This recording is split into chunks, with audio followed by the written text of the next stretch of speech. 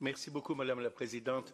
Madame la Présidente, je suis un membre ancien de ce Parlement, bientôt 30 ans, et je dois dire, j'espère ne pas me livrer un propos offensant contre M. Corbett, que je vais traiter en même temps d'ailleurs le rapport et les amendements.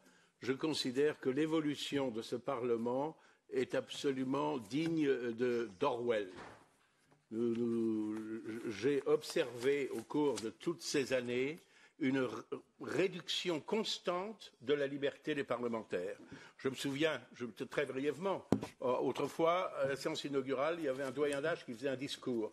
Un jour, ça a été un membre de ma formation, un très ancien cinéaste, Claude Autant-Lara, très célèbre, qui a fait un discours un peu politiquement incorrect. On a modifié le règlement pour supprimer le discours du doyen d'âge. Pas de chance, le coup d'après, c'était Otto de Habsbourg, qui a refusé de faire le discours parce qu'il considérait que cette nouvelle disposition, c'était du racisme contre de la discrimination contre les personnes âgées. Bon. Et puis un jour, on a eu peur que ce soit Jean-Marie Le Pen qui, même son discours, soit le doyen d'âge. Alors on a supprimé la présidence par le doyen d'âge. Sur les immunités parlementaires, autrefois, il y avait un critère très strict, et M. Corbett s'en souvient. Quand un député était poursuivi pour un délit d'expression et qu'il était poursuivi par ses adversaires politiques, quelle que soit la couleur politique, on maintenait l'immunité. Maintenant, ce n'est plus du tout le cas. Les non-inscrits, dont je fais partie, avaient 2 représentants à la conférence des présidents. Ce nombre a été réduit à 1. C'était des représentants que nous choisissions. Maintenant, notre représentant est nommé par le président, qui est évidemment une personnalité très honorable, mais d'une couleur politique différente des nôtres. Alors, pour en venir au rapport, je considère qu'il est extrêmement critiquable de n'admettre, dans l'article 11, les députés à ne rencontrer que des représentants d'intérêt inscrits au registre. Il y a des centaines de représentants d'associations parfaitement honorables qui ne sont pas inscrits au registre.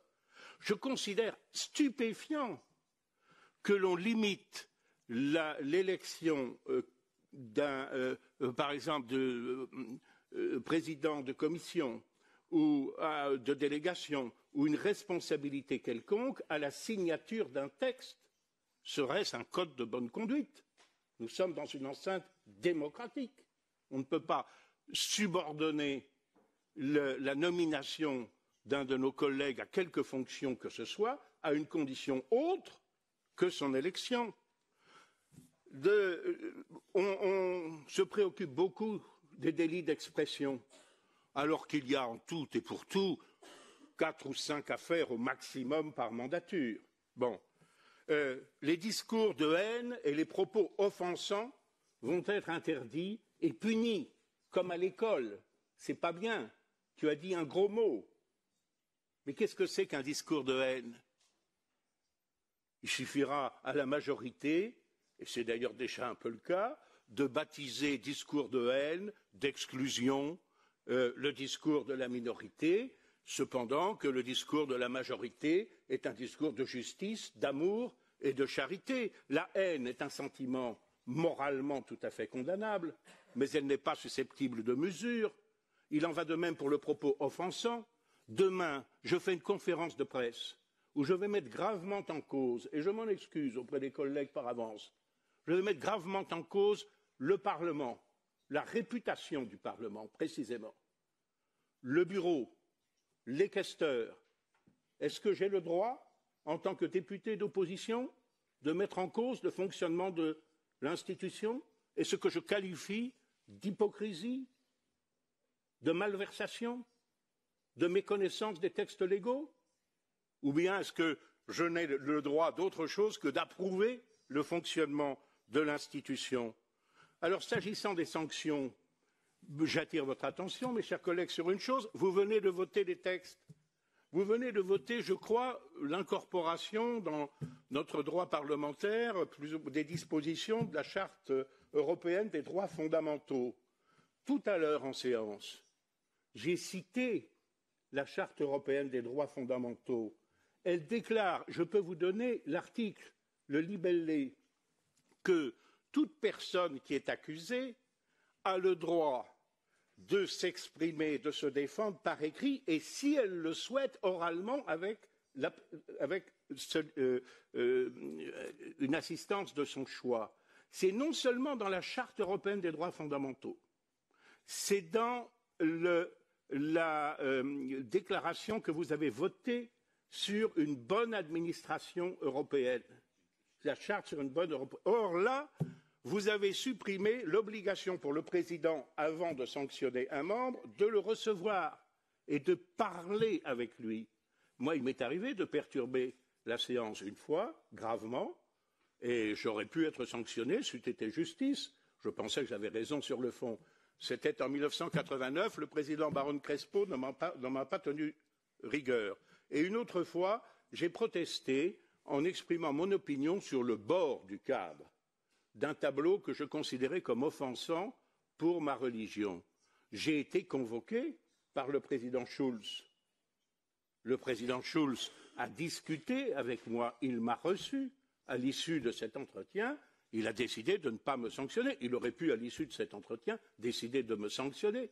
Mais vous votez des textes qui précisent, il y a au moins 4 textes fondamentaux, déclaration européenne, Convention européenne des droits de l'homme, enfin les 3 ou 4 que j'ai cités à l'entrée de la session plénière là, tout à l'heure, dans un rappel au règlement, qui disent très clairement que l'on a le droit d'être entendu, c'est-à-dire d'être entendu oralement, comme je le fais aujourd'hui devant vous. Bon.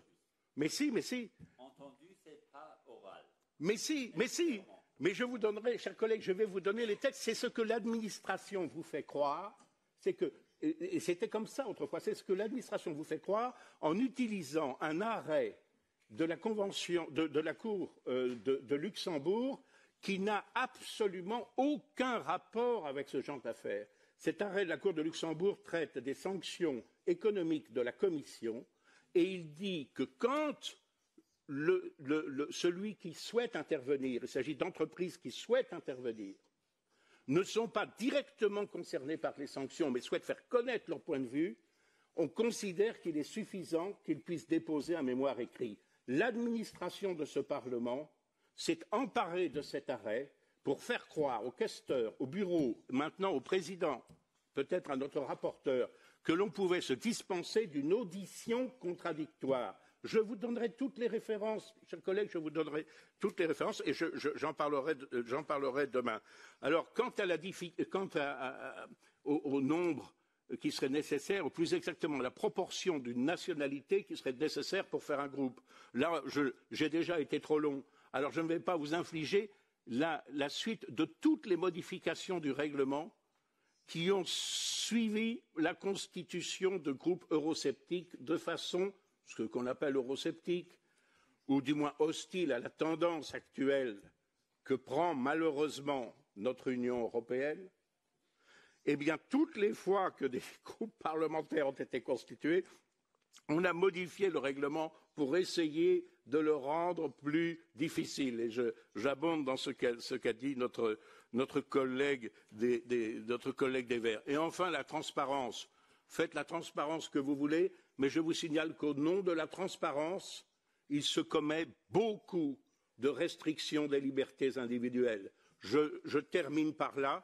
Mon fils vient de recevoir de sa banque un avis tenant compte des exigences de transparence de l'État français, disant que comme il est le fils d'un homme politique, mon fils est un militaire, il n'a que sa solde pour vivre. Bon, eh bien, il doit impérativement donner l'inventaire de ses biens, donner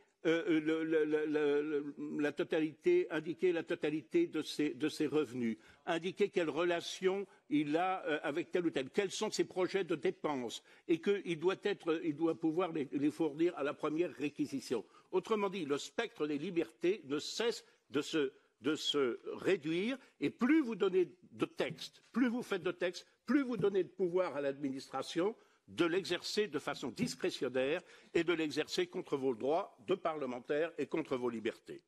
Thank you very much. And last on my list is Jo Leinen. I hope you